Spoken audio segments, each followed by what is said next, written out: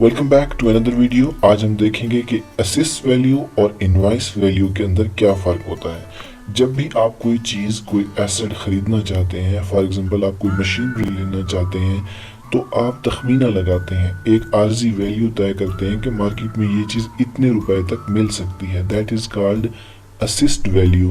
اب یہ assist value جو ہوتی ہے وہ اس کی ایکچوئل کاسٹ نہیں ہوتی، جبکہ اگر ہم انوائس پرائس کی بات کریں یا انوائس ویلیو کی بات کریں تو this is basically the original value of that machinery جو آپ پرچیز کرنا چاہ رہے ہیں۔ سو انوائس ویلیو سے مراد جو مارکیٹ میں سیلر آپ کو ایک انوائس، ایک بل جنریٹ کر کے دیتا ہے کہ اگر یہ مشینری آپ نے خریدنی ہے تو اس کی یہ لاگت ہوگی، اس میں ویٹ شامل ہے، اس میں ٹیکسز شامل ہیں، اس میں جی ایس ٹی شامل ہے۔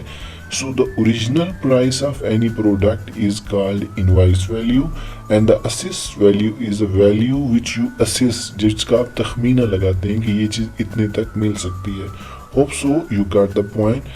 If you have any question please comment us. Thanks for watching. Stay tuned.